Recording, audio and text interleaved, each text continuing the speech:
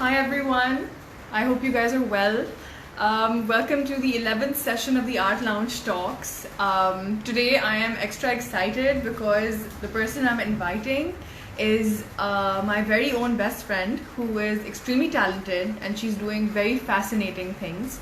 And her name is Heba Hashmi. We're going to add Hiba to this session. Hiba is a maritime archaeologist and she's a heritage manager, which are two very fancy things, and you don't get to hear a lot about those fields. So I think everybody's going to learn a lot from this session. So yes, I'm going to add Hiba to this video and then introduce her, and then we're going to talk about all the cool things she's been doing for the last many years. Oh, I'm very excited. Okay, accept. And we're going to have her online any second. And meanwhile, if you guys have any questions, you can put them into the question. Hi! Hello! How are you? How are you? Oh my god, thanks for having me. I have to say it's a bit awkward, like basically, interviewing your best friend. Worry, do tell. Thank you very Heba much Hashmi. for having me on your show. You have to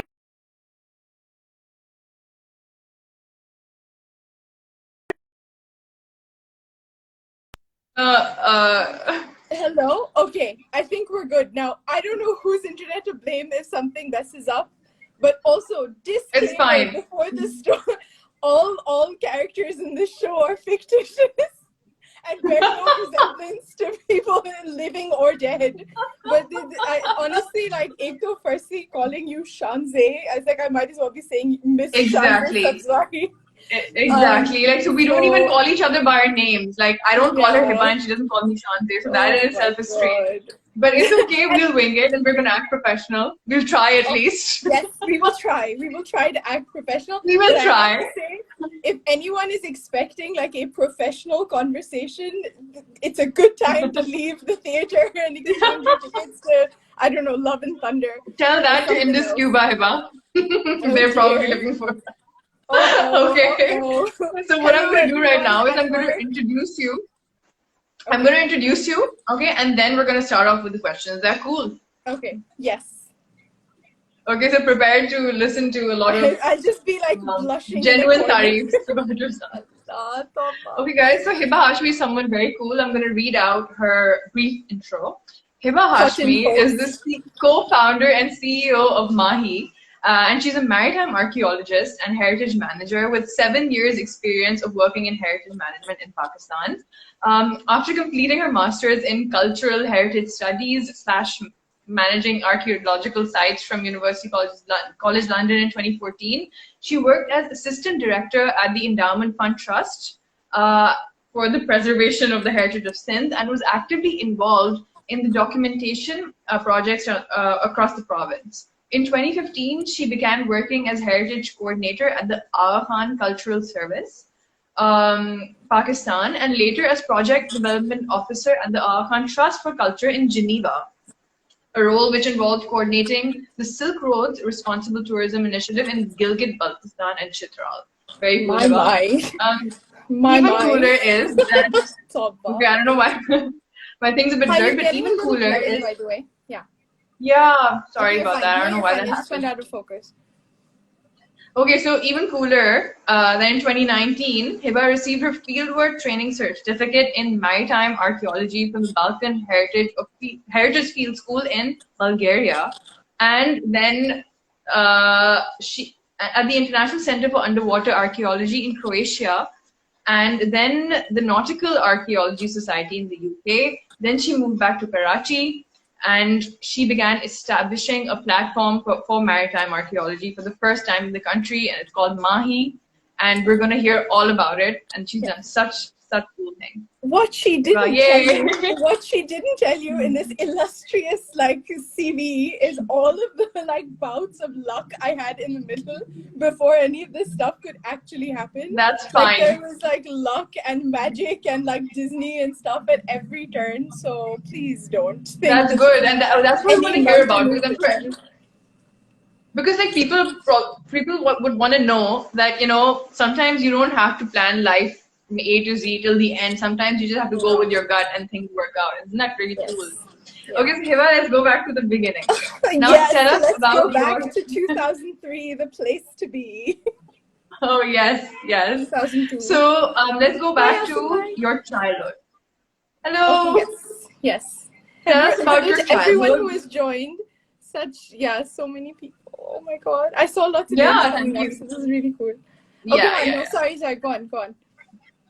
So Hiba, tell us about your childhood and where you grew up. Well, I grew up in your arms right here in Karachi. That is true. I was born in Ireland, and that is my home, my true home in any sense of the word. I have many homes, but that is absolutely the first one. Then I moved to Pakistan in class 2 in Pakistan, as we know.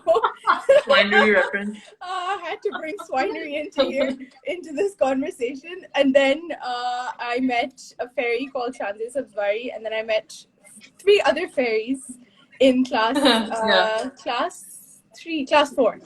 And Zara Nadeem, Zair Nawab, Sana Heather. And by the time we hit class 7, it was like a band of pixies. Yeah, absolutely. Yes, And exactly. wow, what a childhood. I know people are going to hear this and probably get really angry and be like, what the hell is going on here? But what a childhood. So it's one of our best friends' birthdays today. It's Zara's birthday today. Yes, and I made one of those like collage things, and I was just like, this slideshow of awesome. So it was a great, like, alhamdulillah, great childhood.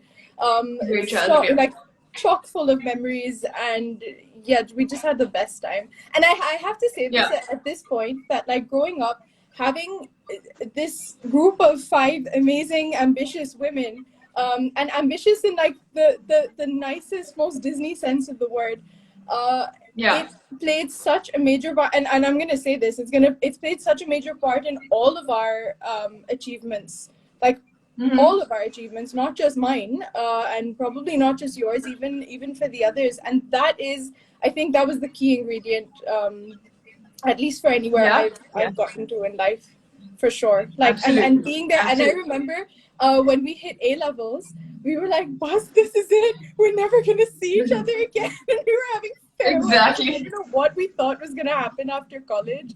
That happened after That's what I thought. not after college. But after college was just like, we thought we'd never see each other again, and we thought, I don't know how we're going to manage on our own. We absolutely did not have to manage on our own at all. We had each other's backs throughout college. We went to like 3 or 4 different colleges, each of us. But wow, it was. So you guys had my childhood, to answer your question. Exactly, that's true. The best thing ever. And then, like, when you moved from Ireland to Pakistan, like, instantly, were there a few differences that you noticed, or was it easy to settle in? So it absolutely wasn't easy, but the sense of relief when I walked into the classroom and everyone was brown, I was like, this is heaven. It's like I've entered like Aladdin. Everyone's the same color. It's just so great. Exactly. And then reality hit very soon after.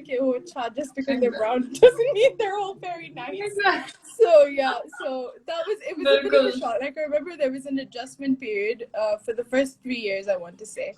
Okay. And then I had a Shakira birthday, and everything was great after that. Everything. So, and then we all became friends slowly and gradually, and our group formed. So then, a few years later, now what was going on in 12-year-old Hiba's mind when you were preteen and you had hopes of becoming an architect? And how did that plan evolve over the years? Firstly, I can't believe you remember that. That's such a funny story. So, but while we're still at the 12-year-old before the architect, you of all people would know what was going on in my mind, and that was Noori and nothing else. Yes, of course. Noori Suno Ki Main Hoon Jawan on constant loop, like, know the songs backwards. Literally, to this day, I hear a song and I automatically start singing the next song when it ends. Exactly. The next one in the CD. Oh my god, what a time. That kind of coincided with the time when I was getting used to the idea of living in Pakistan, and I think fully embraced it at that point. Like, dil ki kasam, just everything for this country and patriotism and the whole lot. But then I remember at the time, like, to answer your question about what I wanted to be, I definitely wanted to be an architect because, and I don't think many people know this story, and I don't think you know it either, but when I was 8, my cousin Sarapa she got into Indus Valley. And when I think she came home with my result, I was staying at my papa's at the time, and because we kind of just moved. And she walked in and she told my dad, and just the look on his face, he's just like, I'm so proud of you. And I was like, freeze frame. What do I have to do to get that expression? Yeah, so clearly the answer is go to Indus Valley and become an architect. So become an architect. Wow. Yeah. I was like, yeah, there's no question about it. Of course I'm gonna. And then I started like drawing little houses. I remember I made a molar tooth house. Clearly we were doing like teeth in science at the time, so I literally made a house out of a molar tooth diagram and everything, and I was like all set for that up until A levels. So it's interesting because now instead of like building new houses, you're like excavating like old things, houses, but like heritage and all of that. So it's kind of related in a way. It's kind of. Yeah, it's just the Hiba. Apart from that, you've lived in so many cities, and I realized that when I was making this questionnaire, which is not the questionnaire, but like these questions. So Karachi, Lahore, Dublin, Durham, London. I didn't realize. मेरे दिमाग में तो था, Karachi, Lahore, bas island से Hiba I, and that's it. But yeah, so you've lived in a number of cities so far. So can you tell us how these experiences were and what you may have learned along the way? So I guess moving cities, actually there's one more city, Nottingham, in the middle, which strangely enough was my first move. And you know, people think that the struggle for me was to move from England to Pakistan. The biggest struggle was moving the 45-minute journey from Dublin to Nottingham. I'll never forget that. I will never forget that. Like, when was that? When you were 16? That was it was when I was 7. When I was 6. We moved from Ireland to Nottingham. That's where my sister Maham was born. And so that 1 year that we spent there was the real, like, you know, agar kisi se pucho ke how does it feel like to move cities? That's the experience I'd share. That was the hardest. It was like literally being ripped away from home. Hi. It was literally like being ripped away from home. It was the worst. Yes, hello, sister. So that was the hardest. Uske baad se everything was like a joke. Like it wasn't hard to move anywhere after that, and I still carry that energy with me today. I mean, like in terms of the attitude towards moving. I was just like, gosh, I've done the hardest thing, like moving to Pakistan, no big deal. You know, moving back to England, no big deal. Moving anywhere else after that, Karachi, Lahore, So I think that was the first time it like I snapped out of the concept of one permanent home. So since then, free floating. So did you eventually then settle into Nottingham, or did you never feel like it was your place? Never. No, I hated it. We weren't even there long enough for me to actually like start settling in. It was a very young age as well, so I didn't really know what was going on. Hi, Faryal. Oh, congratulations on the stuff you're achieving, by the way. I saw some stuff on Instagram. That's amazing. You just had an exhibition, which was amazing. I know. Very cool. Yeah, so cool. But yeah, so that was definitely the hardest. And we weren't there long enough for me to even start adjusting. So it was just like awful experience, and then we're moving again. So yeah, that was a relief.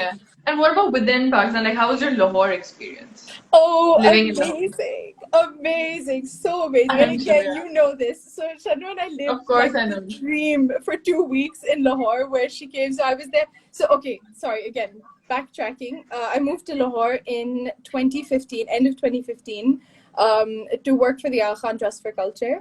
And that was, if anyone asks me, that was my dream job. As in before I joined. Wow. It was great while I was there as well. But you know, the idea of working at the Al Khan was just like, that's why I did my degree. That's why I did, that's what I studied.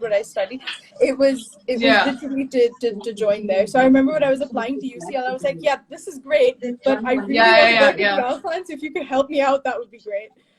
So I ran there.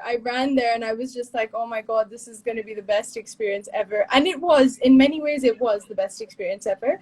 I lived with my khalas for a year, and then I moved into my grandparents' house. So we renovated the whole house, and it was just so special being back there because I had so many childhood memories from it, and to be able to actually live there and just kind of. And you were on your own eventually.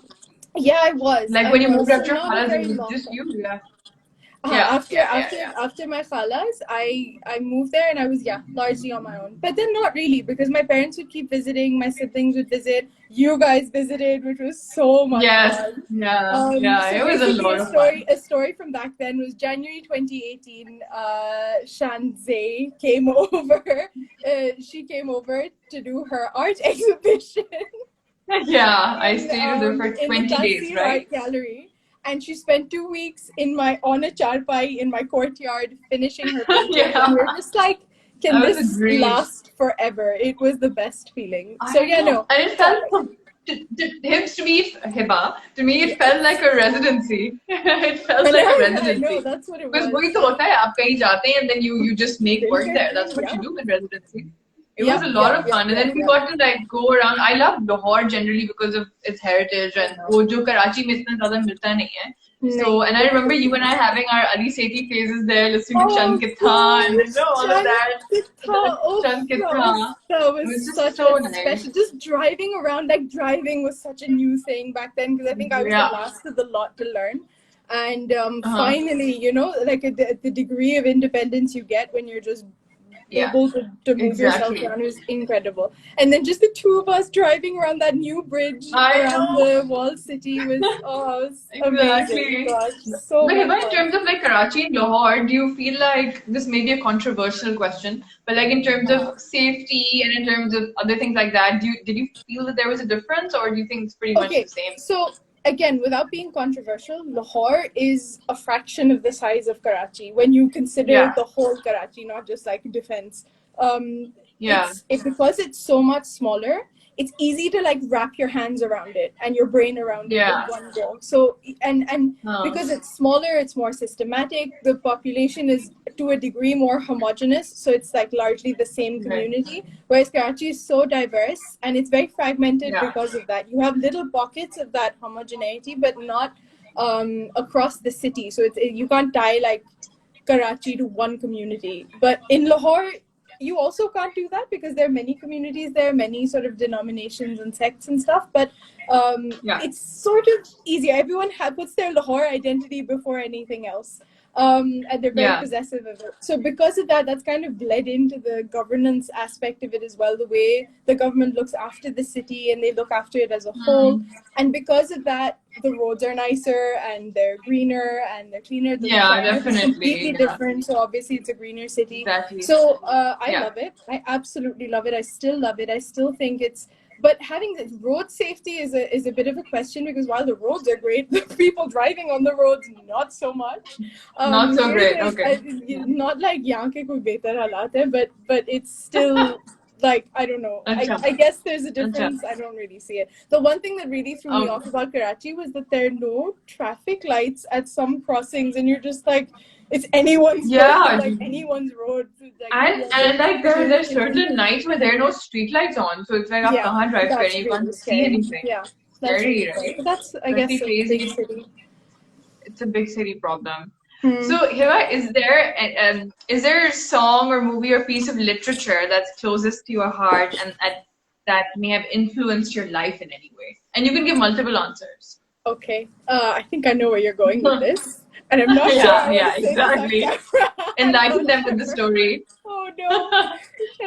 Like my colleague Amir, like when we started working together, I tried my best to hide this story so far under a whole lot. Now the world will know. Like the second this comes out, no one's gonna want to work with me. No one's gonna take me seriously. Oh my god! But yes, of course not. I think it's inspirational because that shows you can find inspiration anywhere. There's just a seed that needs to be planted, and let's call it's not about how you got the inspiration; it's about what you did with it. Okay, so there are two stories actually. The first is so I did history and English. So the architect, I think, idea was abandoned in A levels. When I did history, I'm like, I'm not done with this subject. So then I spent yes, that's the story. Spoiler alert. Hello, Amir. How are you? No one read the comments. Amir is the director of MAHI, which we will be talking about very soon. Welcome to the conversation, Amir, and congratulations on all the cool things you and Hiba have been doing. Woohoo! Woohoo! We rarely get a chance to like celebrate anything, so let's use the next few minutes to just celebrate how much we've managed in the last year, because I swear it's one thing on to the next. Exactly. But anyway, the first the first bit of inspiration. Oh, this is gonna be so ridiculous. But when I was I was graduating, I thought I was gonna do journalism, but then I'm like, you know what? It's not for me. Not for journalism's not for me. And then I was just like, kya karu? Like, obviously my parents were like, so, the clock is ticking. What do you want to do after you graduate? And I was just like, man, I don't know. And then we were watching this film called Love Aajkal with Deepika and Saif Ali Khan. And I'm just sitting there, singing songs and chilling over this. And this was over the summer that I was going to graduate. Yeah. And the last scene of that film is literally... she's a conservator in that. She's a fresco conservator in it, and she's hanging off this like harness in the Purana Killa in Delhi, and she's doing and then he comes to like to save her, or not to save her, to profess his love for her, and she turns around and she just looks at him, and that one freeze frame of her hanging off that Killa with the paintbrush in her hand, and I'm just like, that's it. That's what I want to do. That's what I want to do. That's what I want to do. I don't care now what happens. That's what. And the process that started after that, just looking stuff up. Literally, what is conservation? What is art conservation? What is building? And for me, it wasn't so much art. It was the building conservation. I'm just like, what is historic preservation? Looked up, found the course at UCL, and then just. So you looked it all up then. That's when your interest developed. Yeah, but it was that 1 second of one film, 1 second. The first film. Anyway, so that's the first example, and then the second example, which is even more embarrassing, is I was going through a tough time in November 2018, and I went to my sister in England to try and figure my life out and try to apply for jobs there and go because the Al Khan had been great, but it was a very sort of management job. The irony, but it was a very management job, and I was just like, I'm not getting to actually do anything with my hands or with the stuff that I've studied. So I thought I'd take a break, go and do some archaeology courses, and try and get back into field work and field archaeology. And so I went there and I was applying for jobs and stuff, and it was the last day. I remember it was raining. It was the 15th of December, absolute last day, and I was like, okay, I've had such a horrible month here. What can I do to cheer myself up before I go home and get back to all of this and do it in another kind of chase down some other alley? And I was like, you know what? I'm going to go to IMAX. And then Aquaman had been released. And I'm like, I have a huge crush on Jason Momoa. So I was like, I'm going to go to IMAX with a large popcorn. And I'm just going to enjoy this man in IMAX 3D. Whatever he's doing, I guess, what is it, checks notes, Aquaman, okay, DC comic, Jovi. Yeah. So I'm like, whatever, I don't care. I knew nothing about the story or the background or the comic or anything. I just knew Jason Momoa was in it. So I go there and I'm suitting and I'm enjoying myself and not paying attention to the story at all. To this day, I don't think I know what actually happened in the film. Yeah. But then there came a scene where Willem Dafoe, because he's in the film as well, Willem Dafoe is some sort of so they're in a shipwreck underwater, and Willem Dafoe suddenly holds up this old device thing, and he goes our team of archaeologists have just discovered this thing. But the film for me paused there in that moment, and I saw my whole future play out in IMAX. Wow. Literally. I was like, what did he just say? He said, team of archaeologists. He's standing in a shipwreck in the sea. And I'm like, oh, wow. What's this? God. So much like Deepika before him, I went home And I just started Googling. I was like, I've been looking up what I did was I was just like, let's just have a look. What is underwater archaeology? Like, what does it involve? And, how cool is that? Type stuff in. I remember the first article I read was this blog post that says, what is a day in the life of a maritime archaeologist? I have to dig that up because it was such a random article, but it really kind of got into the basics of what the role entails and stuff. And then I'm just like, and then I found the Balkan Heritage Field School course, underwater. So we're in December, and this course was due to start the following May. So in like 4 months. Okay. And I'm like, wow, they run a field school on underwater archaeology. That is so cool. What if, like, just imagine, right? So I do my fieldwork training and all, and then maybe in the next 5 or 6 years, like, maybe I can do my scuba training. Maybe I was like, yeah, Mom knows, sorry. What is this called? So that was Sana Heather. Sana Heather, yeah. So I was on the phone to her mom, recorded this conversation. Maybe I'm getting to that bit. So basically what happened was, I'm like, yeah, how cool would that be? And then we were in Dubai for this big family reunion over New Year's. And I'm just like, now I'm just getting itchy. And I'm like, yeah, 5 years is a long time. 5 years is a really long time. And then I looked up the requirements, and it was an open water certification. Now, don't try this at home. Like, anyone should go into this with a lot of experience.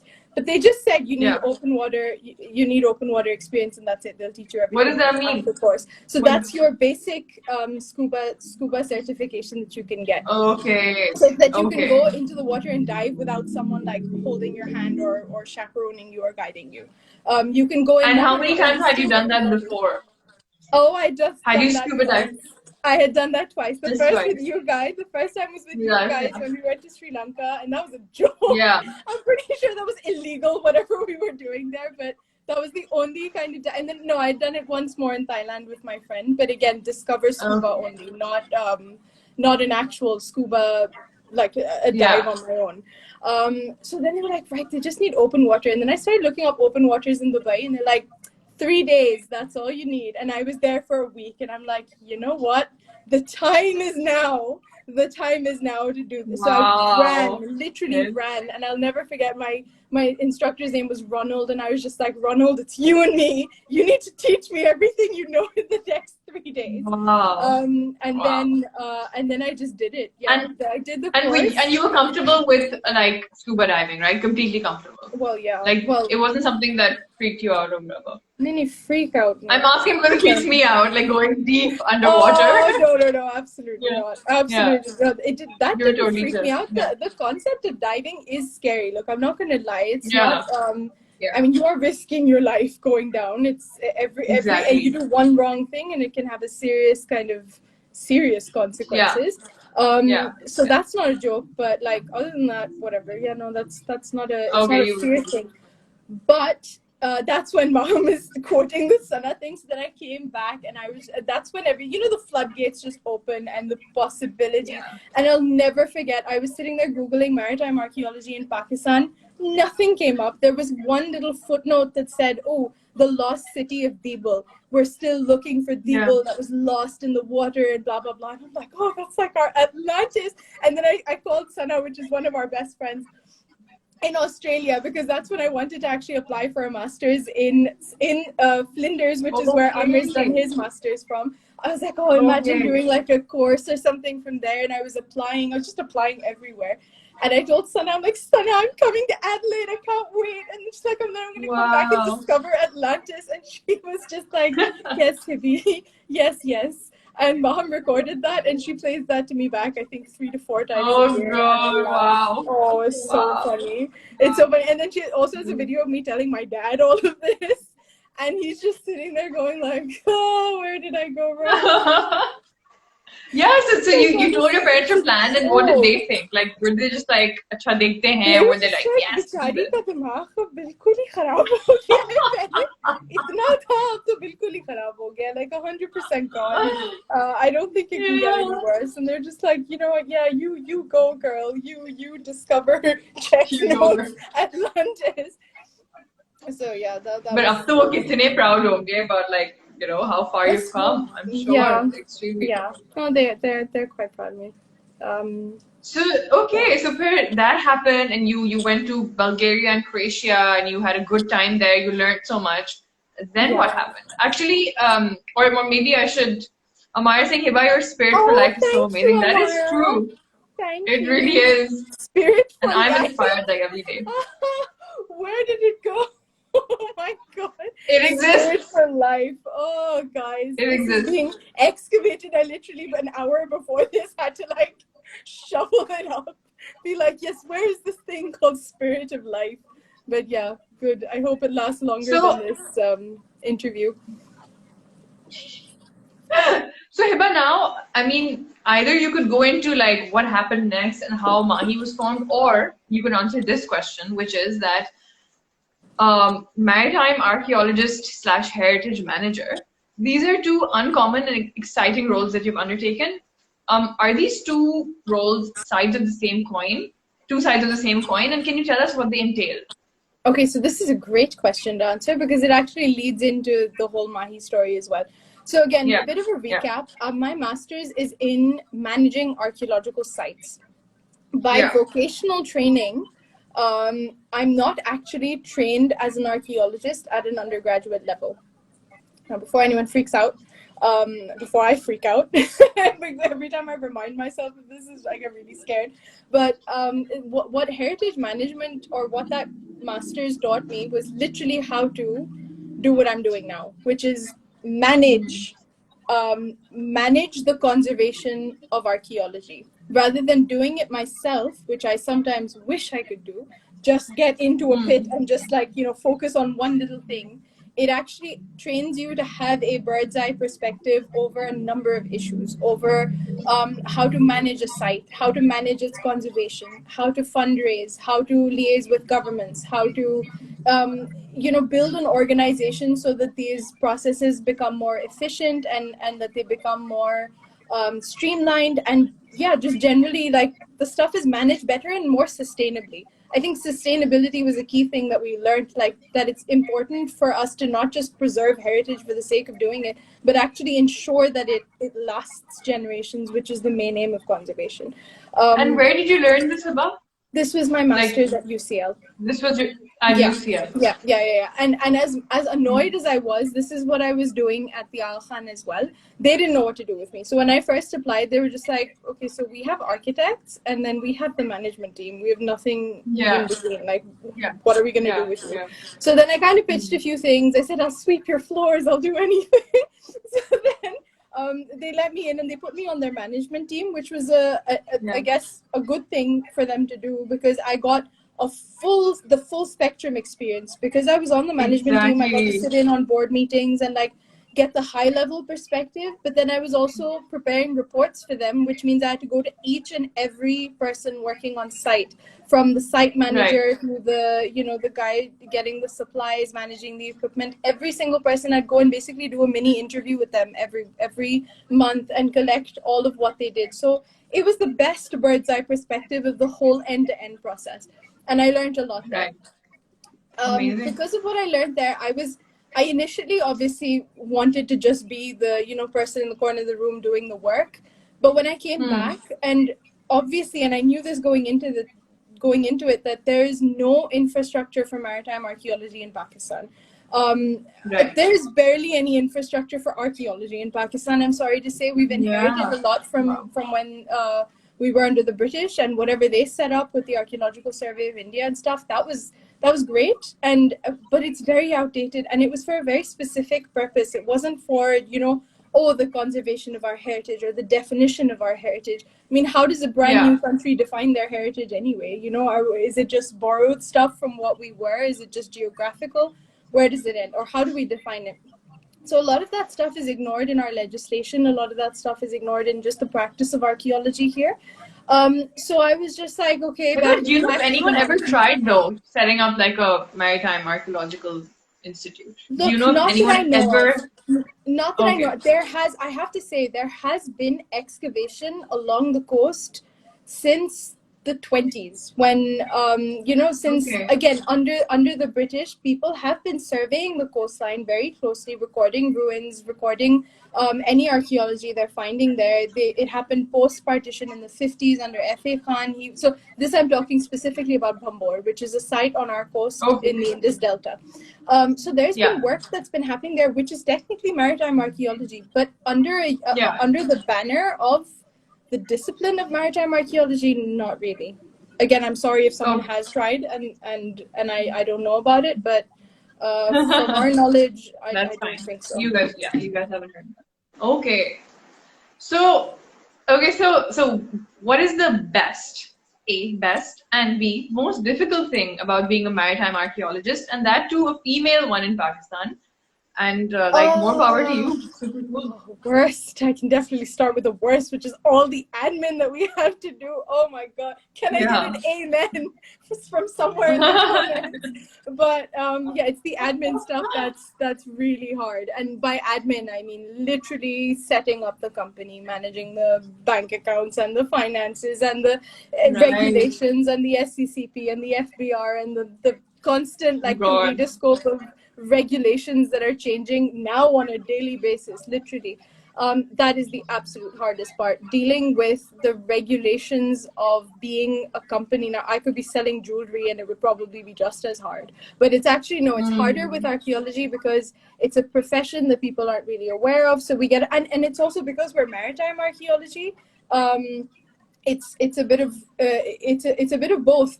Actually, people are even more confused when they see us. They're like, "Are you maritime or are you archaeology? Which one are you?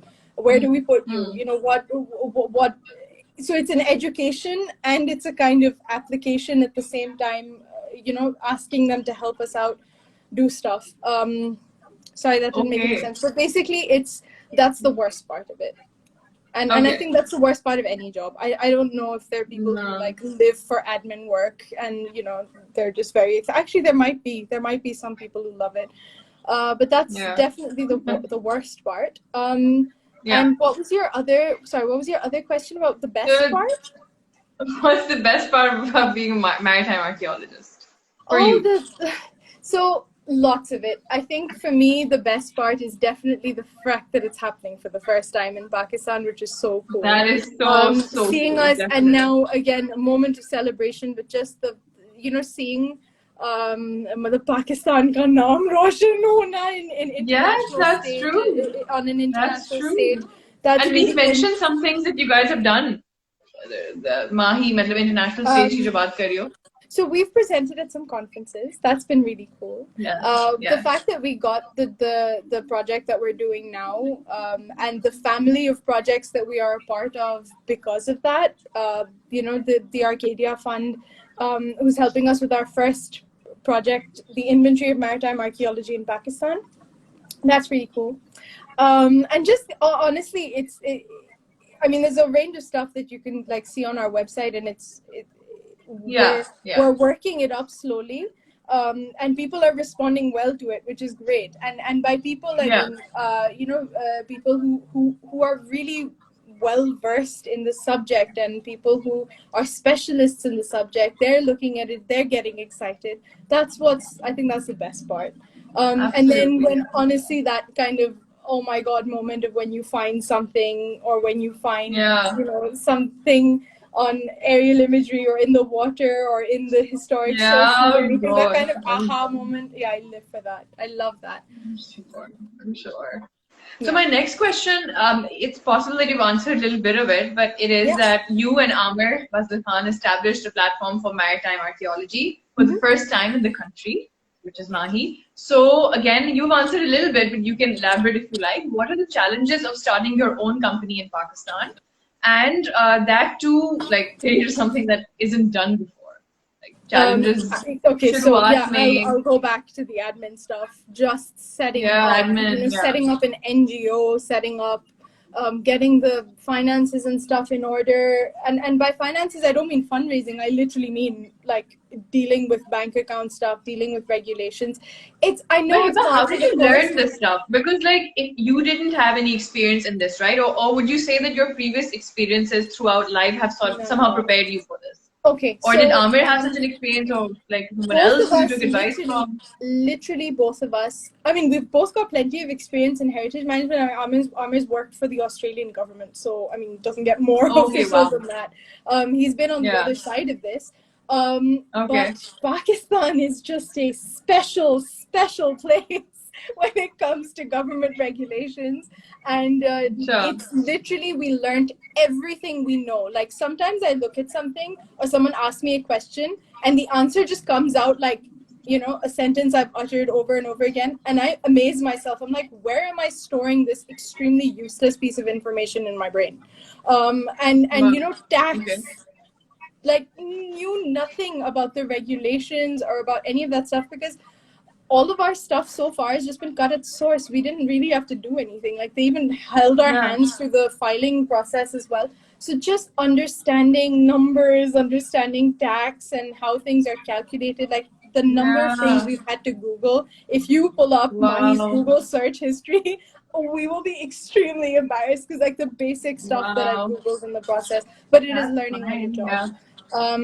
A lot of this was learning on the job, and honestly, no matter how much regulatory experience you have, or you have experience with dealing with regulatory bodies, when you come to Pakistan, you have to sit and learn everything from scratch. Yeah. Because Things so that work was completely hard. differently here. That was hard. Yeah. Having said that, I am really happy that there are online portals, and you know, there's a version of this where for every single thing that we had to upload or send, we'd have to go to a bank and, you know, stand in line and, you know, file whatever documents and then lose those documents. So it's a great time to be alive in that respect. Because a lot of these processes are automated. You can do stuff online. There are portals. So it's easy, but it's just not fun. Okay. Yeah, sure. I'm sure. Especially when it's I two people mean, doing it.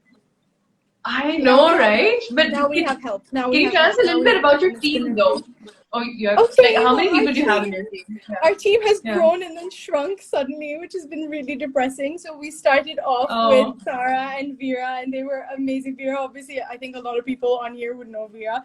Vera yeah, we are Rustamji. Samji. Yeah, so she Yeah. is an absolute star. Like, she's she joined us when we were like only a few months old, and just kind of her and Okay. Tara took charge of all of the research associate stuff. So the actual research, the stuff Amir and I were dying to get to. We're like, kab wo din Yeah. aayega where we'll sit with, you know, a cup of coffee and an old book and just reading and collecting references and stuff. All of that stuff they did while we ran from bank to bank and from agency to agency getting stuff sorted. So we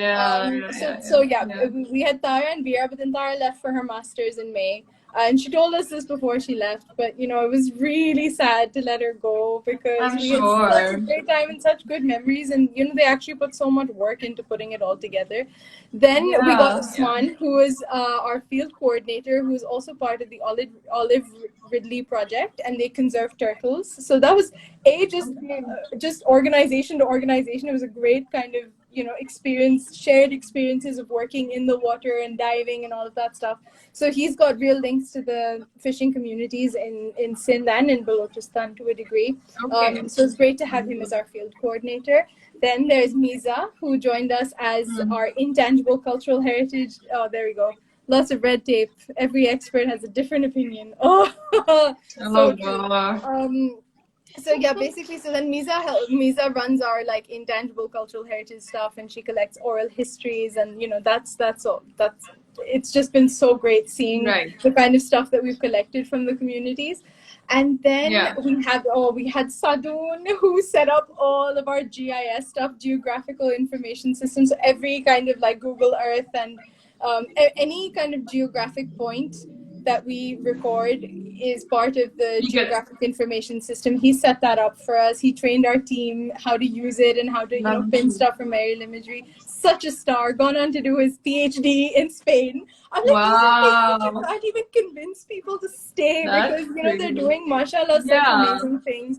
And yeah, absolutely. Then we have Faraz. It's a huge blessing to have good people to work with. You know, smart, good, dedicated. And we've been very lucky. I mean, we've been unlucky in a way that we haven't been able to find archaeologists. And if I can use this platform to get the word out, We are looking for archaeologists. We are really, really looking for archaeologists. So if you know anyone or anyone knows anyone, just please, let us know.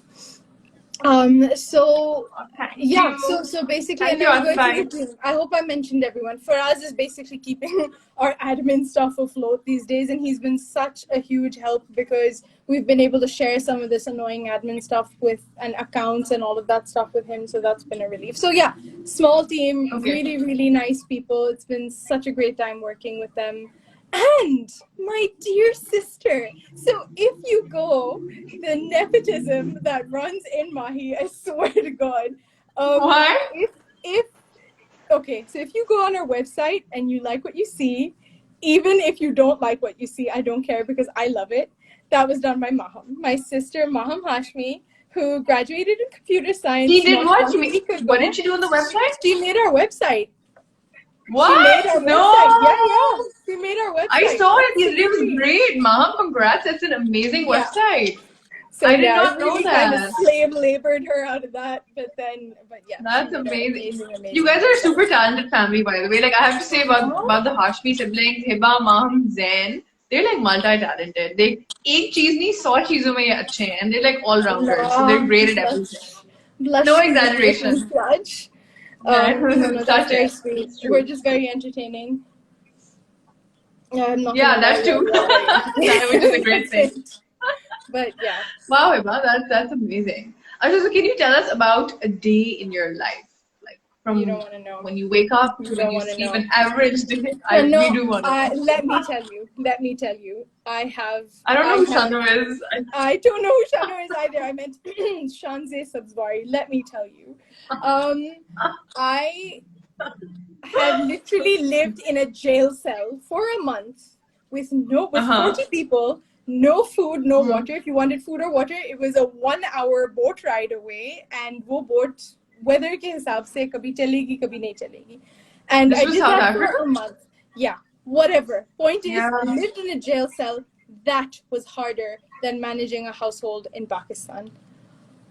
Oh my God. That was harder. Like, what other example can I give you? Like doing mazduri in the sea and like hacking away at mussel colonies under the sea was easier. Harder or easier? Easier. Sorry, did I say easier? Harder? I meant easier. Easier than running a household in Pakistan. Okay. So I get up at 8 in the morning, and between 8 and 8:20, I just lie there and I go like, how can I somehow skip the next 3 hours and just arrive at my workplace and not be attacked by? So it's like a video game. So I get up and then I get dressed. I try and delay leaving my room as much as possible because I know the second I open that door, at every would you need a little like goblins that pop up from the sides and like from the fan or something like that. It's like, Baji ye nahi hai, Baji wo nahi hai, Baji. Dude, wow. Oh my God. It takes me 3 hours to get to work every day. Because every day, always, and it's the gift that keeps on giving.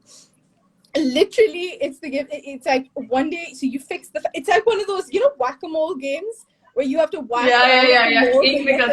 One keeps popping up. So literally every day something will go wrong. Literally, it's like आज पंखा खराब हो गया, फिर कल AC खराब हो गया, फिर फ्रिज खराब हो गया, फिर फ्रिज के अंदर जो चीजें हैं वो खराब हो गई. For y'all can identify. And you know what? I'm not gonna lie. I have failed at it. Like I am the worst. If I had to list out my skills, house management is the lowest. Like I've just failed. I would have failed myself. And literally, and it's a lot of work. It's a lot of work after all. And it's so hard. And it's even harder in Pakistan because I feel like there are so many just general hard things that you have to do. You have to manage things. You have to, And you can't rely on people in Pakistan, no? You can't rely on services and people. That's the thing. Bahar ye hai ki if you're setting something up, to wo ho jayega. It's just hard. It's honestly just hard. And I'm still learning. Look, I'm not gonna lie. It is just very hard. Yeah. So anyway, so I finally when I get you're doing so much in life. Crawl my way to work, and I get there, that it's the same thing all over again. because no, managing an office is just like managing a household. You know, bijli nahi hogi, UPS kharab hoga, internet kharab ho jayega. Like literally, I mean, I sit there and we go like, what is gonna go wrong today? What could possibly go wrong today? And then 10 new things pop up. So management is hard. Management is hard. Home management, office management, that's the hard part. And that's what, honestly, believe it or not, it's really depressing, but it takes up most of my day. I think by the time I come back home, I just kind of pass out on the couch, and Omer and I just watch something on TV, and then we're like, oh, time to do this again tomorrow. So I know that was probably not the answer you were expecting, but it is the honest to God truth. There's just I mean, I'm glad I have never By made the way, this it's many raining. lists. I don't know if you can... I know it's raining. It's so lovely out the window. Yeah. I'm in my studio, so I can hear it on the roof. Really? Yeah. That's cool. Yeah. I can hear it in your video. So yeah, basically, I've never made this many lists in my life. You know, sometimes I literally put on my list like, get out of bed, get changed, have coffee. Because it's just sense of achievement when you're like ticking stuff off. You're like, "Achha, kuch to kar liya, kuch to kar liya." So you do so much, so much. And then like, what time do you usually get home from work? Like on an average day? Around 7:30 to 8 sometimes. 7:30 to 8. But that's also because I go in late, because I've structured this kind of like home management stuff in the morning. So then I just, by the time I get to work, then I'm like, I need enough time there to actually get stuff done. So 7:30, which is around about. And your office is adorable. Absolutely love it. The way it's been set up, and the view is beautiful. Again, that's another sort of feature of luck. The luck that we got that place at Seaview, and that we actually get to look out onto our source material every day. Yeah, exactly. So yeah, that's good fun. And what are your future hopes and plans for MAHI? Oh, we've got so much to do. We've got so much to do. I feel like we haven't even started what we wanted to do. We've just been absolutely Faryal, anytime anyone wants to come, just let me know. So like there are people saying we want to see your office.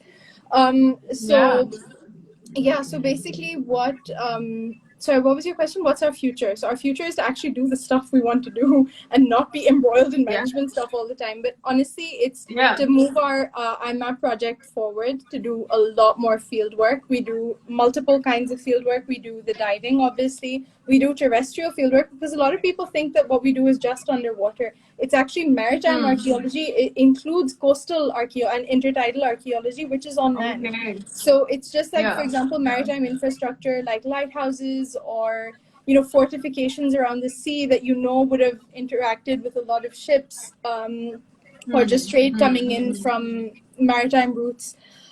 So we do terrestrial archaeology. We do underwater archaeology, where we dive. We also do underwater archaeology through geophysical surveys, where you put a geophysical equipment which maps the seabed in multiple different forms. It can be through sonar, so you have side scan sonar, multi-beam sonar, sub-bottom profiler, which is kind of like a ground penetrating radar under the sea. That stuff is done from a boat. So this is the stuff that we're just waiting to get to. Wow, technical AF. Yeah, we're finally getting to a place where we can actually do that. And then we also talk to the fishing communities and the coastal communities generally. That's also counts as terrestrial field work, I guess. But yeah, what else? And then do you guys have recognition from the government? Like, do they know of you now as someone who's doing such important, as a company that's doing such important work? We're kind of inching our way towards it. We're inching our way towards it because we wanted to get a lot of our internal groundwork done before kind of formally engaging with them. But having said that, we do have a link with them, because EFD funded our first year of work, which was all desk-based. And they have people from the government on their board, so they are aware. And we had a lot of conversations with the government before we even set MAHI up, because of the Italians who were working in Bambor. And so there've been conversations. It's just we're just kind of waiting to actually get our feet on the ground before fully launching into something of that scale. But yeah, that's part of future plans. That's wonderful, Hiba. I just hope that more and more people find out about the cool things that you're doing because it is a first for Pakistan and it's not simple. Like you guys have, it's like a mammoth task. And just the fact that you stepped into this, like I'm genuinely always in awe of how you're brave enough to just dive into things. You know, because I feel like I'm someone who overthinks. So I'm like, अच्छा पता नहीं होगा नहीं होगा. Let me do things that I can manage. But you're Girl, just like, you don't know sell what? yourself I want to short. do that, You and know I'm just what gonna. you've done. No, you know what you've achieved. I've done nothing. And that was a brave task as well. That was definitely. I mean, like starting your own sort of art brand. Oh, come on, Heba, nothing. And, you know, just the See, what I do practice is and the something a lot of ideas. people have done, but what you're doing is very unique, and I absolutely love that. And I feel like it is inspiring, just the fact that you draw inspiration from like different things, and when you don't stick to it, you stick to it. That's what I love, you know. It's like having big dreams and then like kind of having the strength to actually go for them. So that's true, and I feel like everybody can learn from that. It's amazing. Oh, thank you, Shalini. Look, you guys, And Disney. I draw my strength and my inspiration from my family and my absolute best friends who are my family. So my family, basically. Yay. Yeah, you guys entertain all of these stupid notions. And that's why they happen. If someone just kind of slapped me and They happen. That's the coolest thing. No, I love it because sometimes you have like days where you're just like, what do I do with my life? And then suddenly when you do stuff with your life, it's like crazy stuff that you're doing. It's not like it's like, whoa, yeah, where did that come from? And it's blown up and it's just huge thing. Shanze is referring to my island of sadness. Where I just be lying in bed going like, I have achieved nothing. I am going to achieve nothing. So let me just lie here and continue. And I feel like everybody needs that island of sadness because if these are the results after that, ask my mother that. She says the same thing. She's like, wow, बिस्तर में late के एक साल अगर ये होना था उसके बाद I wouldn't have said anything back then. I'm like, exactly. Yeah, so exactly. No. Listen, a public service message. If you're confused about what you want to do in life, take a minute to yourself and literally just lie there and do nothing. And watch TV and what not endlessly, like intentionally waste your time. Be intentional about how you waste your time. Yeah. You know, because inspiration literally will fall out of the sky, but you need to be able to catch it when it's there. And I feel like sometimes you just need to rest for a short time. If you're mentally exhausted, if you're confused, that rest is important. People think that constant hustle honi chahiye, hustle culture. That has to happen at some point, but then breaks are also important. So if you're confused, you're right. You know that's what you have to do. But coming to the topic of like all the cool stuff you've done, Hiba, you have so many hidden talents. Guys, Hiba is a trained classical dancer. She is a brilliant dancer. She's great at art as well. And she and our other bestie Zainab directed a musical called Punar Jahan in Indus Valley, which was amazing. I was in it, but they, came up with it. It was so cool. And so tell us about all of these things and maybe any of these experiences that kind of have stayed with you. Oh, Punar Jahan stayed with me. Punar Jahan will stay with me forever. So this is the play that we put up. Honestly, all three of us put up at the Indus Valley when I was in my final year of college, and Zahra Nawab, who I don't know if she's here with us, but she's not right now, but I'm sure she'll watch it later. She was running Lalten, the dramatic society in Indus Valley, and I remember going up to her one day and I'm like, and Usman Riaz and his music, I credit that solely almost because that's the reason why this was happening. He came out with his album Circus in the Sky. I remember it was June 2012, if I'm not wrong, May or just summer 2012. And I remember or maybe it was earlier and I only got my hands on it over the summer. And I listened to it and it was incredible. It's instrumental. And it's just something out of like a cross between Ghibli and Disney, and it was fantastic. Yes. And I remember listening to it and in dance. So I've my sister and I have learned Bharatanatyam from the Shima Kirmani, who has shaped how we are as people. Like I swear to God, our just everything from personal to how we carry ourselves to just our relationship with subcontinental art, that all came from Shimaji, and I'll always owe her for that. But we do these things where we listen to things and we try to make dances on them and stuff. And I listened Brilliant to this ones. album. Like both are great choreographers, Hiba and her sister. Thank you. Just for you guys are weddings. amazing. Just for weddings, nothing else. Oh, So, come on. Okay. in real and imaginary weddings. So anyway, yeah, no, I listened to that album and I saw the whole story just play out in my head. I rearranged the tracks and stuff, and I took that. I think I made a few notes or something. And I took that to Zara, and I'm like, Z, we're putting this up in your school. Yeah. Like literally, we are. Yeah. But this was July, and I said we're gonna put it up next year, before, like, within that academic year. And I had to go back to, I just kind of dropped that in her lap and ran back to college. And then we just, like, the emails, like, I still have all of those emails back and forth, and the, Skypes. There wasn't any of the Zoom stuff back then, so it was just Skype, bitty Skype. Yeah. And, we put the whole thing together. Maham choreographed most of that. Like, I'm not going to lie. It was, and she was so young at that time. I know. How old was she? 14 or something? Look, she was, 98 se agar calculate karo. This was 2013. So she would have been 15 years old. Yeah. Mom, why don't and you guys were what? 21. Yeah, we were 21.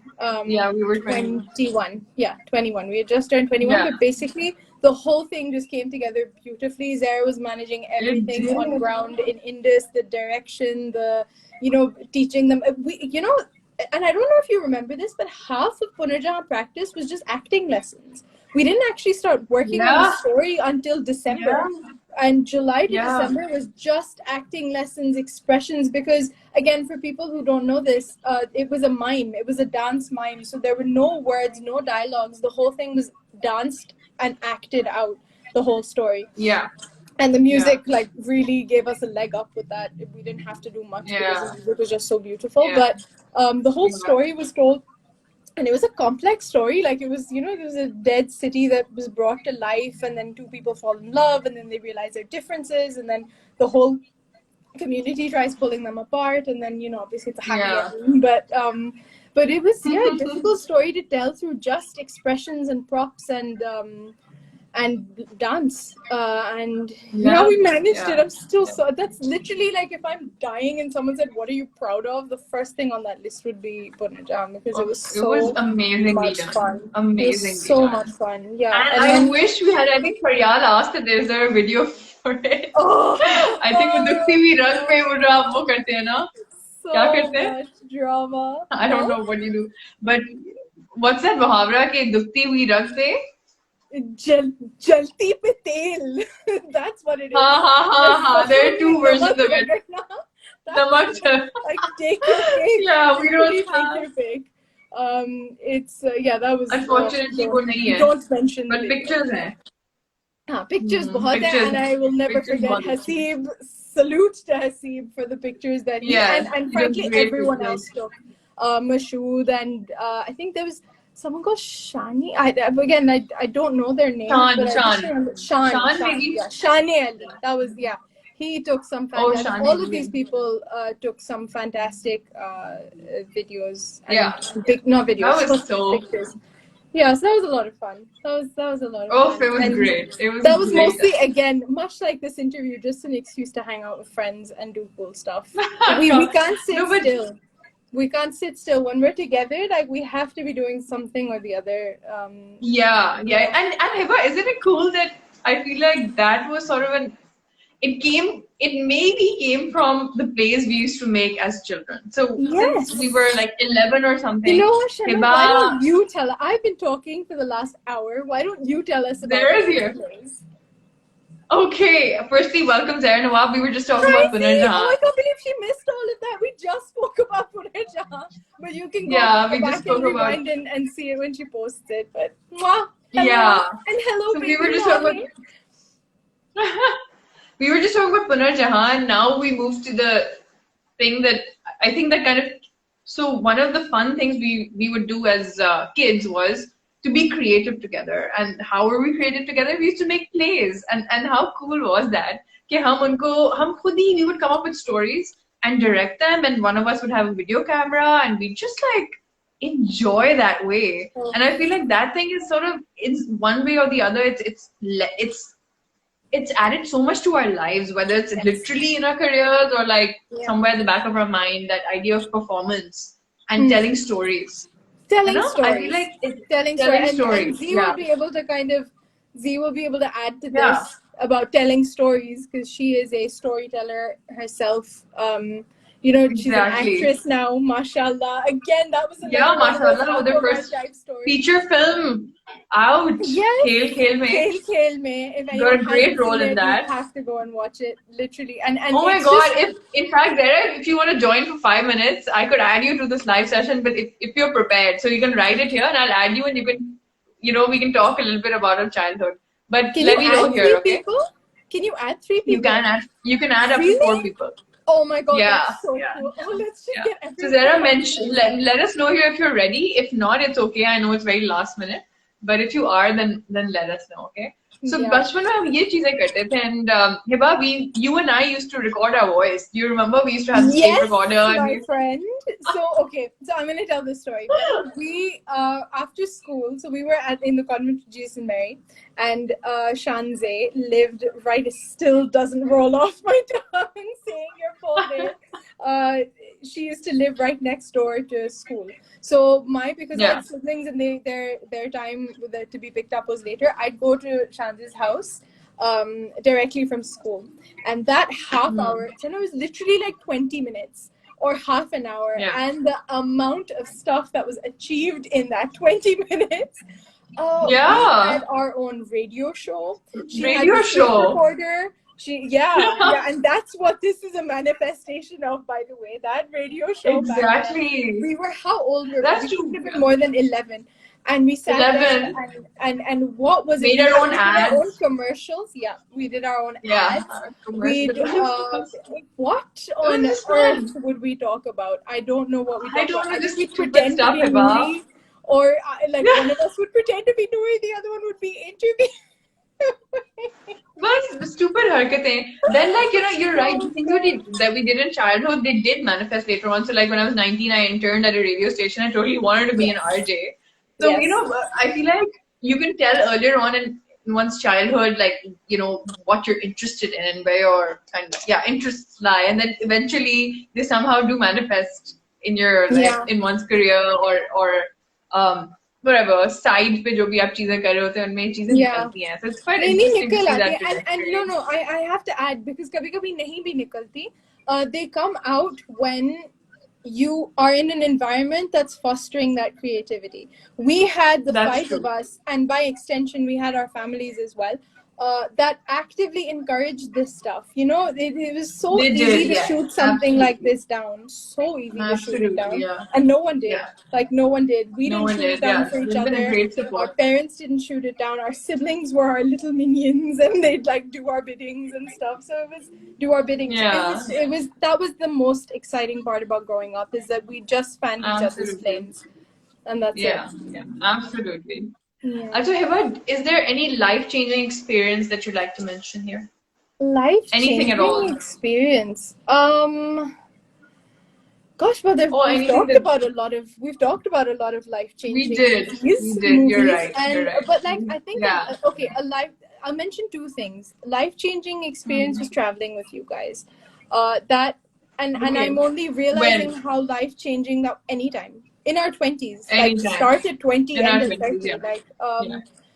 In our 20s, being able to travel with friends, and I fully acknowledge this is a privilege, and I acknowledge that sometimes permission is an issue, resources are an issue. I get that, but frankly, you put us friends in a cardboard box, and we'll have just as much fun. But the idea of being able to see the world with people who you love and who you're on the same page with and who want the same things and are flexible enough to kind of, you know, do everything, and they have the energy to do everything, that was life-altering. And I'm realizing that in retrospect, how life-altering that was.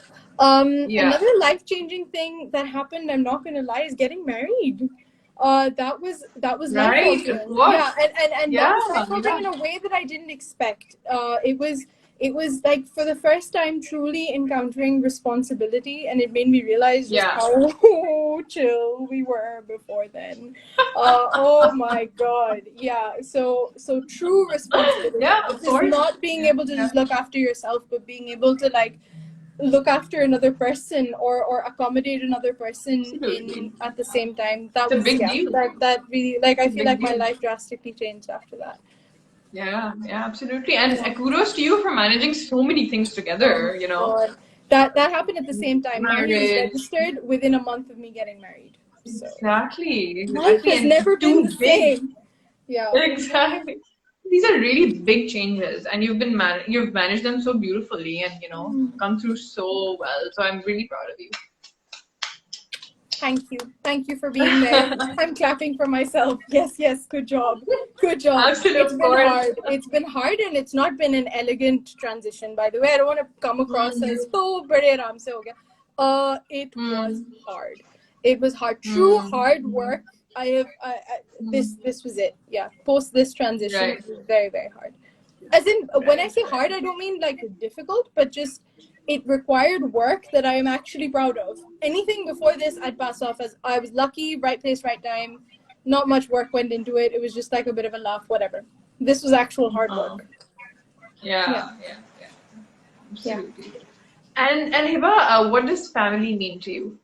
You guys, other than my fabulous own family, whom I love very, very, very much, as you know, as everyone knows, as they know also. You guys, and can I just say, like, alhamdulillah, I thought I couldn't get luckier having my own family and having you guys as my like sisters.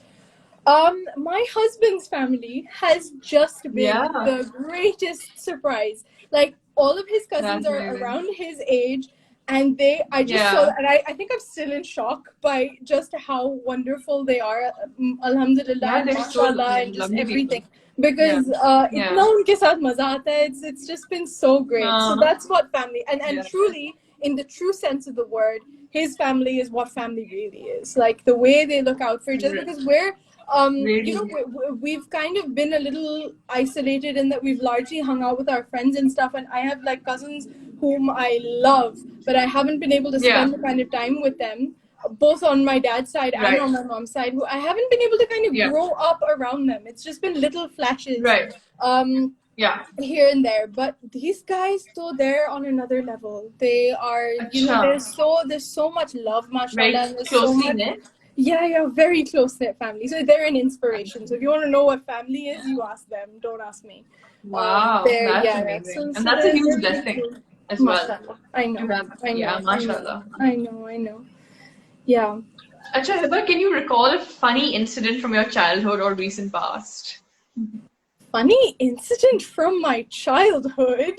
How about we talk about how we met? I don't think it gets funnier than that. Oh yeah!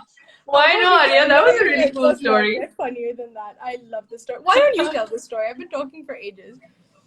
Okay, so Hiba and I met again at the Stars Aligned. Okay, so Hiba joined, we were in Convent of Jesus and Mary. Hiba joined in class 2, but we weren't really friends before that.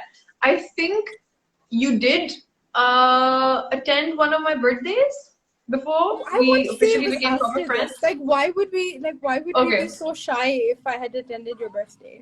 I feel like that's like... Because we would invite some people who we didn't know that much. Yeah, also. maybe. So basically, our brothers were in the same class. Our brothers were in the same class in Snowbells. And I kind of knew of Shanze because, like, I'd seen her when picking my brother up, or, just kind of like crossed paths and our eyes met and all of that stuff, like, before. And yeah, you're right. Maybe I had attended one of your parties, but, like, it wasn't like jigri yaar dosti kind of thing. I had attended your Shakira party before that. No. Had a very fun. That was my 11th. That was after? This is when we were 9. We met when we were 9. Okay. That was my 11th. Clearly my memory fails me. Please go ahead with the story. Clearly I'm Okay. So basically, one afternoon, so our brothers were in the same taekwondo class after school taekwondo class. So our moms were there and they had picked us up. So Shana and I were just hanging out, and we were just like, "Oh, I know you," because she was a Yellow House captain, so she was in her like regalia, her Yellow House regalia, and I was just like, "Oh, I'm in Yellow House too." Like, let's take a turn about the garden, because obviously we didn't have phones or iPads or whatever back then, so we decided to take a stroll and get to know each other a little better. Then this lady comes up to us and she's like, "Excuse me, what are the two of you doing here?" And done. Like, we got yelled at. She's like, "Who are you? You don't belong to this school. What are you doing here?" And like, we just sitting there, like standing or like shivering in front of the principal of the school. And we were just like, "Oh my God." And that is the kiln in which this friendship was forged. It was like going to battle together. It was like, how people in battle like can never forget each other and never let each other go. That's what it was. It was exactly. Yeah. So you survived that kind of. They're saying don't doubt Hiba's archiving abilities. That's true. And And then I think how we became friends with Zara was another party where we both were. The three of us weren't invited, and then we. Exactly. So that's where we bonded over Noori. No, that wasn't it. So okay. Oh wow! Clearly, I don't remember anything.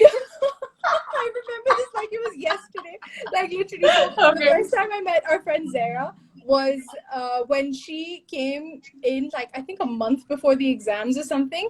We were told there's this girl coming from Saudi Arabia and she's going to join our school next year, maybe. I don't know, let's just see what happens. And she comes in, I think was the Zamane we used to sit in our classroom according to house, and this was class 4. So she came and she sat at the Yellow House table, and I was like, "Oh my God, this is so cool. We have a new student here." And we sat and we entertained her. I remember it was me, Vanita, Ravina, Maha, and Kimberly, I think. And we're sitting there and we're just like, "Ooh, Alien, what was Alien game? Toy Story, ooh, the claw." Like, there's this, sorry, that was a Toy Story reference. But so she came in and we were just like in awe of like this new thing that's in our class. And then she left and never came back. And we're like, whatever happened to that girl? We had so much fun. We entertained her for like a whole hour. Like, what is this nonsense? And then she came back the next year and she was in a different class. And I'll never forget that. Which was mine. She was in 4. Because Hiba and I were different sections. A or B were just like the same thing for us. I was in B, then Zara was, and then you were in C, right? C, yes. Yeah. We were 4C. We were the C section. We were just like, she went to A/B. What the hell? But then, okay, whatever. So that's where I start my friendship with Zara. And then we kind of like, we were just like, this is the girl that got away for the next 3 years, 2 or 3 years. So class 4, class 5, class 6. Class 6, I think, then we were in the same class together. So we were just like, "Oh, okay, I remember you. You were supposed to be in my class, and then you left." And then finally there was a party. There was an exam over party, which was a thing back then. Again, no iPads. So Shanzi and I were not invited to that party. And we went to another party instead. And that's when I had just discovered Noori. And these girls were talking about Noori. And I was just like, I have arrived. I have arrived in Valhalla. This is it. This is where I was meant to be. And then I decided at that party that I'm going to have another exam over party at my house tomorrow. Just better let my mom know, like within the hour that we're going to be hosting. And then Uspe, I invited Zara. And that's when we found out that Zara was also a Noori fan, and there was no looking back. Here we are. How old are we? 31. Here we are, like easily 20 years later. Not yet though, Hiba. There are a couple of months, okay? Yes, let's keep 2 months in mind. One of us turns 31 today. Zara turns happy birthday, Zara. Thanks for not Yeah, that's true. So yeah, absolutely. And that's how it happened. So, and I'm just so glad. Woohoo. Yes. And this is, that's our story. So Hiba, tell us this. How do you keep yourself grounded and positive in an increasingly uncertain and unpredictable world that we live in? I don't. Who says I'm grounded and positive? I absolutely do not keep myself grounded or positive. I float with the wind. I ride everywhere. I ride everywhere. There's like zero You possibility. ride everywhere, yeah. Because Hiba, you have a lot to look after. So you have a lot to look after. So मतलब हिम्मत कहाँ से आती है? नहीं आती. आप लोगों से आती है. आप लोगों से बात करके आती है. I go crawling to my friends. So I don't see you guys as often now because of everything that's happening. And just because of COVID and everything, just our whole life has changed and our whole like way of life has changed. The whole world has changed around us. So I don't get to see you guys as often as I did. Like we used to be living at each other's house all the time. That's true. I felt that. So I missed that. I missed that. And now when I do get to see you, that is when I get grounded. That is when I get reminded of, you know, that no, we still have it in us. We can still keep going. But it gets hard and it gets scary. That's something I don't want to paint this picture that like, oh, everything is fine and dandy, because it gets very hard sometimes. And if you can keep your people often turn towards things like, sorry, I was going to say that people sometimes turn towards meditation or spiritual practices or, so I'll tell you, relaxation. So before, I think, in that first month of lockdown when everyone was just knitting and doing embroidery and like doing all kinds of stuff. Making that dalgona coffee, whatever that was. Yeah, exactly. So that's when I'd started yoga before then, but I continued doing yoga in that, and I was meditating, and I was really enjoying it, and that absolutely kept me grounded. And talking to people, yoga, doing a lot of introspection, doing a lot of just thinking, and sometimes that gets exhausting. So even the attempt of kind of improving your self-esteem, improving all of that stuff gets very tiring. So sometimes you just need a break from the grounding process. That's true. It gets I realized one thing, I think one should do it when they want to do it. In the sense that you shouldn't make it like because एक चीज होती है toxic positivity. वो भी नहीं होनी चाहिए कि आप उस पे फंस जाएं. Oh, I am going to be happy today because that is my aim. Sometimes you need to let go a little bit and go with how you're feeling. If you don't feel like doing yoga at that point, don't force yourself to do it because it's not going to work then, right? Exactly. No, your body. Okay, if I'm seriously going to answer the question, it's listen to your body. Your body knows. Your body remembers. Your body knows. Your body is actually the first thing to know. So listen to it. So if it's telling you that you're tired, you are tired and you need rest. And if it's telling you that, okay, now is the time to go and get to it, so then you do that. Then, don't waste that opportunity to actually get stuff done when it gives you the signal that, okay, I'm rested and I'm ready to get stuff done. Absolutely. Shaheen, I was going to say Sheena. I read about that. I didn't know there was something that existed, but then once I internalized it made sense to me that you shouldn't. Am I missing something? You shouldn't force anything. Shaheen is saying, "What toxic positivity? Shaheen. Never thought of it that way." Oh yeah! Oh my God! No, Instagram is such a special place. It's self-correct. Yeah, you learn everything there. Jesse. As soon as there's too much of one thing, someone will get up and be like, "Well, actually," and say the exact opposite. So it'll self-correct. If you're getting too much of like, "Oh, be positive," there'll be someone be like, "Better not." Calm down.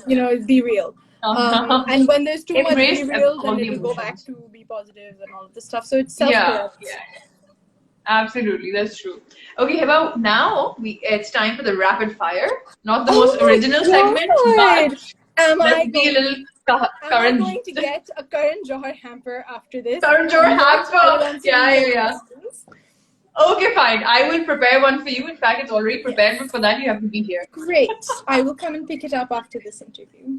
Okay, done. Go on. Okay, so rapid fire, quick, short questions. Yes. Okay, Hiba. If you woke up as someone else for a day, who would you be? I would be in the Philippines. I would be living the life of a fisherman whose only job is to wake up. Actually, not even a fisherman. Someone who has to man a stall on an island in the middle of the Philippines and whose sole job is to hand someone a Coke and get money in return. And they get the I would never have imagined that answer. They have to use their brain. They don't have to use their brain. They don't have to calculate anything. They don't have to plan anything. They just have to exist. And his bande ki naukri 9 to 5 hogi. And at 5, he just sits on his boat and he puts his feet up and he's like, this is the life. I wish I had a high-flying corporate job, but I guess I don't. Oops. That's who I'd want to be. The life, huh? That's what you want to be. I love that. Though the answer is unexpected, I love it. Okay, number 2. Food you could eat every day, if you had to. Oh my God, this is such a triggering question. I would eat dal chawal every day. I was going to say I knew you were going to answer every day. I was going to say I would eat dal chawal, but now that I've realized that there are many forms of dal. And okay, so to be more specific, I would eat my kind of dal chawal every day. Or I would eat Maggi. Or Maggi. In fact, Maggi chunks. Now dal chawal is off the list. Forget that. Maggi. Every day. Maggi. Chicken flavor. No masala flavor. Okay, to be politically correct. Masala. Nor Chatpata nor. The red one. Chatpata. Nothing better than that in the whole world. Exactly. You know, apparently my mom survived on that before I was born, so that's why I love it so much. What?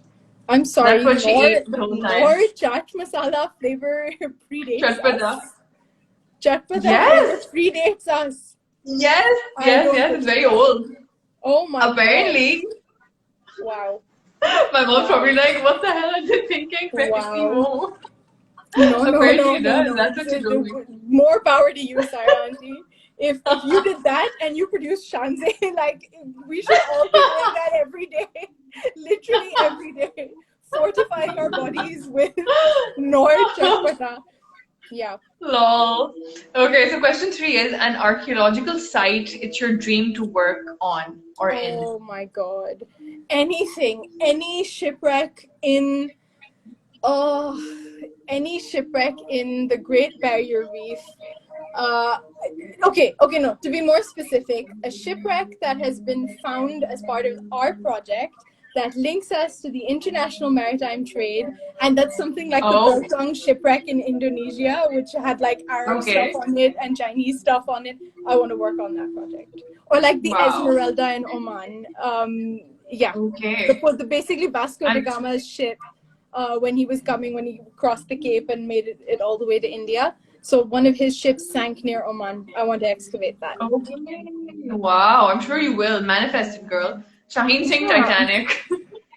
Titanic. You need like proper ROVs because it's so deep you can't dive there. So you wouldn't be able to work. Yeah. Acha, and Hiba, how do you overcome creative block? I make lists.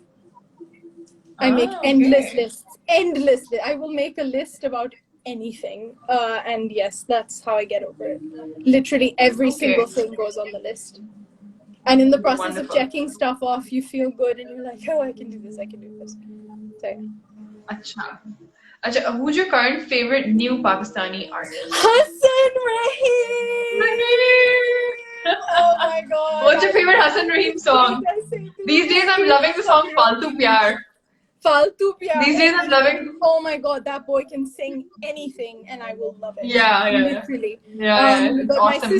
My sister will attest to the fact that Piche Hat is by far my favorite song. Now my husband as well, because he's seen me dancing on the street to it. So yes. Piche Hat is great.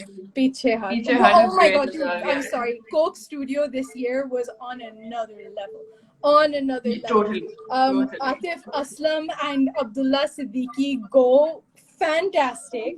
Every single song, I can't even pick out songs. Like obviously Pasuri everyone loves and it's fantastic, but like all the songs that they produced this year were just unbelievable. Yeah. Dude, these guys are so young. Like apparently Manu and like Abdullah Siddiqui, they're super young in their early 20s, like 21, 22. Yeah, I think the other guys, one of them is a teenager. Yeah, for Yan to write, I've seen him live, he's really cool. Which one? So Faryal Singh, Hassan Rahim is great live. He definitely is. But you know who's even better than him live? Tahaji. Tahaji can hold a crowd. Oh, yeah. I didn't know much about Tahaji before that. So I'm not getting these new comments, so I'm just going to rely on you to... Scroll down. The last thing I'm getting is Faryal is saying Faltu Pyar is great. Yeah. फिर मिलेंगे Shaheen, whose फिर song is that? मिलेंगे. Sorry, I Yep, don't yep. know. My sister किसका loves गाना है? that song. Whose song is फिर मिलेंगे? वो, oh my God, what's his name? Strings, Faisal Kapadia, and Young Stunners. Oh, So I good. have heard it. So good. Okay, So good. I've seen Very it. dramatic. Yeah. So good. Awesome. Acha Hiba, what is your pet peeve? Weaponized incompetence. Wow. Let me explain that. It's when Oh my God, yeah. pretend not to know how to do something, and they're like, So then the other person has to do it. and then you have to do it yourself. Oh God. Hate it. I get it. Now I should look out for that happening in my life. Yes. इतना नहीं होता. Acha, advice should give your younger self. Oh my God. Enjoy every single, when they are saying to you that these are the best years of your life, listen to them. Listen to them, because they are the best years of your life. They will never come back. Literally, they milk everything. Do not get complacent. Do not get complacent with anything.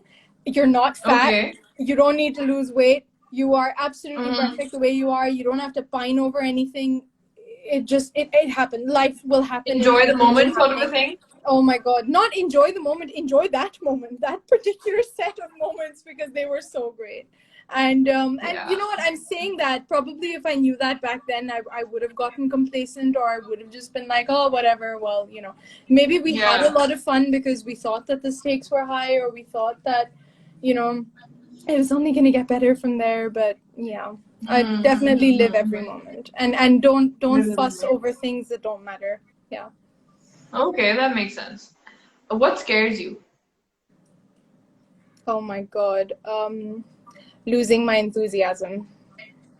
Losing my enthusiasm. I'll never forget when I had a boss who once said to me, yeah, your enthusiasm's great, but it's not going to get you through life. And I literally want to be like, sir, you could not be more wrong. Wrong. Yeah. Literally, you know, enthusiasm is my petrol. It's literally what drives me. If I'm not enthusiastic about something, forget it happening, or forget it moving forward in any way. And I swear to God, like petrol prices ki tarah, my enthusiasm is getting more expensive as well.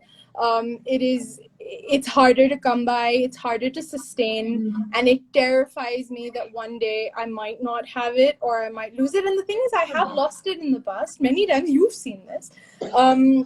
I've lost it. वापस आ जाता है, वो तो सबके साथ होता है ना. You have one can have like low. But it's scary. Yeah, I get it. It's scary when people have other things to rely on, like, oh, I'm smart, or I can do this, or I work hard and everything. I just have my enthusiasm. That's it. So if I lose that, but it gets you places, and it's been there, so it will never leave you Hibs. It won't. Inshallah. Don't worry about that. Oh, and my biggest fear is rats. That also kind of answers your question. I have a phobia. I know that because I remember sitting with you outside. Where was it? Flock. Flock. Yeah.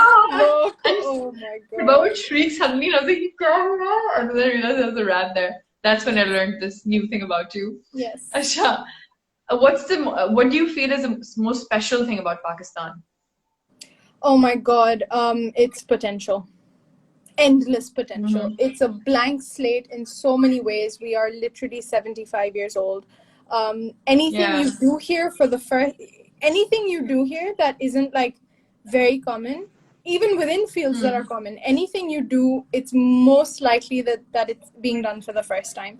I think that's so exciting. I think that's such an opportunity to start at a position of power, because you're starting something when the world around you has gone through the process of learning from their mistakes within that field time and time again. You're starting with fantastic technology. I mean, just look at what we're doing right now. We're sitting in 2 different rooms and having a conversation, and you know, however many people are watching it or will watch it. Exactly. What a time to kind of be setting stuff up here and using that opportunity, using the knowledge and experience of the world and bringing it to a place where it doesn't exist. That's the most exciting part about being here. and the Awesome. diversity of And our culture. It surprises me every single day. We think we have 4 provinces and that's the end of it. there's so much more. You Yeah. don't even know where to begin with the kind of cultures that exist here. And it's very special. Absolutely. If only we knew how to look And after the it. final question for today is, what makes you truly happy? You guys. Literally you guys, my friends and my family, and the stupid things that we do together, and it brings me so much joy. And I now just know the little this again, moments, right? little moment. And I say this again, we could be sitting in a cardboard box. We could be sitting in a cardboard box and we would be having that much fun. I've truly understood the meaning of joy. You know, you don't realize it when you're in it. It's when you're out of it that you realize, oh, that was so special. And that is so special. Yeah. Like, and the ability to be able to create that, it's hard. But if you keep at it, I think, you know, that's the one thing we should take away from, alhamdulillah, having such great childhoods and such wonderful friends, is the ability to create that for other people as well. I would just remember, like, you know, because Hiba would usually be the first to graduate because she studied in the UK, so degrees are like 1 year. Time off. So Hiba's graduation, every time, like, we would be so excited and, like, you know, collect pictures and make these little boxes and, like, remember the little box with all the pictures in it with captions, speech. Still have that. Love doing that. Yeah. So birthday cards. We'd make each other birthday cards the size of like an A0 or A1. Yeah, like really big ones. It was a production, and you know what? We'd celebrate each other. We weren't judging each other. We weren't looking at each other going like, wow, she doesn't have that, or I don't have that, or none of it. We celebrated every single one of us for what we were, and that's what mattered. And that's what everybody's birthdays were like, we would, it was like, you know how you have certain holidays that you look out for? We would like wait for each other's birthdays. Ye hoga to ye karna hai, ye something special for this person, going out of the way, surprises and all that. I do miss all of that. But, you know, it's been a great time. So here's to our friendship, you know, remaining as it is some forever. ORS, remaining ORS to our friendship. But Hiba, it has been wonderful having this conversation with you. I mean, God. I know I'm saying this very formally, but it really has. And I'm genuinely extremely proud of everything that you've done. And I see Nikki just because you're my best friend, but it's true. You've achieved so much in your life, and you should know that. And just tell yourself that every day, okay, you know, you're a very special person and you're very cool. And you're an inspiration for me as well. No, you guys are an inspiration for me. We're literally like, I would not exist without you guys. So you're saying it all back to yourself, to be honest. Like, and what a privilege to be here. What a privilege to have you as a friend and to be able to have this conversation and share it with God knows how many people. I don't know what everyone was thinking, and I don't even know. Let's have like a special final thing happening in this. I'm trying to. What are you doing? Do something. Wait, what?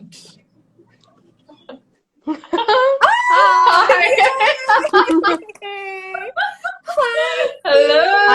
I would also like to add to what Chandra is saying. I think Hiba, you have been somebody who's paved a unique path for herself, and subsequently for so many people who will inshallah follow your footsteps. I remember when you were pursuing a degree in archaeology, I'm sure you heard from a lot of people that there isn't avenues in Pakistan to pursue, but you came back, you made sure that you continued working in that industry, because I know for a lot of us it's a easy escape कि यहाँ तो काम नहीं मिल रहा, तो you change paths a little bit, but you didn't. You stayed so true to what you studied, and that passion you retained. I genuinely I'm so proud of you, and mashallah, the fact that you are running an organization, marine archaeology, has never been done in Pakistan. So like everyone who's watching, like follow Mahi and follow the work that you guys are doing. I'm gonna Chandra, I'm a huge fan. Guys. Oh, Thank No, you no, so we're genuinely much. Look, I'm extremely gonna proud of say it you. again. It's a I'm huge gonna deal. say it again. It's because of you guys. It's because of your encouragement, your support, your love of you, of the four of you, and my siblings and my family, my parents, and also that's what. There needs to be an environment for this to happen. It's not like an achievement on my part that this has happened. These things happen in environments, and it's not just me. It's happened to all of us, right? All of us have been able to follow our passion, and that passion has changed over time. It's not even like, oh, class 6 mein ek passion tha aur wohi kiya. It's like it's changed, it's updated. We talked about it. I don't know if you saw, but we talked about your journey and how you decided one day that you're like, okay, I've done this and I want to try acting and I want to do this, and you made it happen. Absolutely. That's a huge deal as well. Like, and it's those moments where you can actually throw your support behind a person and help them, like escort them up to their dreams, and that's what you guys have done. So thank you very much, and I love you. No, I think the and support systems I'm can proud never of both be you, Hiba, and Zara as well. Zara. oh, Oh, sorry, I just blurted stuff out. I No, don't I know was what to saying, say. yeah, I think you're right. Those support systems can never be acknowledged enough. The fact that we've had people around us who believe in us, who've when we voiced our dreams, have told us that they're worth pursuing, and that Yeah. we have the ability to achieve them and to just have friends and family who are excited for us, that's it. So yeah, the five are the chosen family yes, forever. I started these art lounge sessions because you guys are doing such cool stuff, and I wanted the world to know. So Zara, I will be interviewing you soon as well. Zara's very busy these days with the new adorable role that she's playing as a baby. So as soon as you have a little time, I will we'll arrange for that. And Hiba Sorry? Hiba will definitely join that session then. Absolutely, yeah, that would be why wonderful. not? If not me, I there hope are two other people to choose from as well, so maybe they can come make an appearance. Our other lovely ladies. My mom's watching. Mom, can you please take a screenshot? I don't know if I should smile or what. I'm smiling. I smiled. I'm posing. Okay, because I can't take a screenshot with my phone. Please, someone take it. I've taken it.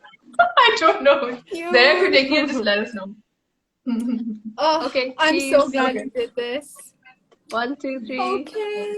Bye, Z. Okay. Okay, perfect. Yay. So, thank you, Shaheen. So, guys, with this, if there's anything you'd like to add, it's great to have you here. Please do so, and we'd love to hear from what's happening, and if you have any comments about Hiba. No, I just wanted to. Any comments about Hiba? I have a few friends from my account who joined, so I'd just like to tell them that we are right now part of Shanze Sazwari's Art Lounge, and we were in conversation. Shanze was in conversation with Hiba, who is a marine archaeologist. But how the three of us, and Shanze is a fine artist, and how the three of us connect in this video is because we've been best friends since we were tiny humans, and just to be able to witness each other's journeys, to be at this point where we're exploring our own sort of unique journeys in some ways with each other's support and push is a special thing to celebrate and be a part of. Yeah. Absolutely. So, girls, I thank you. I mean, it's been wonderful. I'm sending you guys this big hug. As well. It's been long. It's been an hour and a half. That's true, but it's still within limits. I've had one. Okay, it's 1 hour 45 minutes. Wow. I've had one that was 2 hours 45 minutes. Really? So, oh my god, 2 hours Yes. and 45 minutes. Who was that with Shanze? Oh my god. There's a photographer. His name is Ian McNaught Davis. Oh, so sweet. This is when Shanze won the Evening Scholarship and went and did her masters in London. Come on, Hiba. Very cool. Can there be a day where you interview yourself, by the way? Let's do that. I think we should interview Shanze. Oh, we should interview her. Yeah. I think, okay. So there'll be an Art Lounge Talks takeover where either both of us or where we take over. Where we literally either we come on and we take turns and we interview you. That needs to happen. Oh Great. god, that would be amazing though. It would be fun just to have a conversation. But I don't know if you guys follow the voiceover man. You know who that is? Who? Oh yeah, voiceover yeah. I've heard of him. Yeah, So his yeah. name is Wajahat Rauf, and he interviews celebrities, and he sometimes asks very like risque questions and naughty questions. But one day he interviewed himself, so it was very cool because एक side पे voice over man बना था, एक side पे he was himself, and it was really seamless the way he did it. Oh, that's so cool. Oh my So, God, yeah, no, Faryal you is won't saying have it's to been do so that. long that I forgot I had cat food on the stove, which I burnt. I blame this intriguing conversation. Faryal, thank you so much for being there throughout. It really means a lot to us. Thank you, हम तो ऐसे ही अब Faryal. chat कर रहे हैं जैसे हमारी कोई catch-up session है. That's why I put this disclaimer up in the beginning, going like, please don't expect anything serious from this. Yeah, I know. Chat. It reminds me of one of our like those, what do you call those, conference calls that we would have as a kid. So Yes, it kind of feels exactly. like that now. On birthdays Except everybody's and major watching. life events. Except the world is watching. And it's gonna be up for posterity. I was gonna say, whenever I do this, like, you have to cut it in post. Like, please don't keep this up. Cheers to Guys, cheers to, yeah. So guys, with this, I'm gonna wrap this up. वरना लोग कहेंगे कि ये लोग क्या कर रहे हैं, but it's been amazing. Thank you for being here. I love you guys. And honestly, seeing both of you together has given me a lot of like, jaan mein jaan aa gayi hai, so I'm feeling enthusiastic right now. Yes. And Zara, we can't wait to have you here in Karachi. So, and yes, Sana as and well. see your little baby human with Can't you. wait to be back. Absolutely. Reunion awaits in a few months. Inshallah. So guys, take care. Hiba, you enjoy the Milad, and Zara, you enjoy the rest of your day, and lots of love to you guys. And to everyone watching, thank you for being here. This is going to be uploaded on Instagram and YouTube, and inshallah, after a couple of weeks, we'll be back with another Art Lounge session. Dafis, take care. Bye. Dafis.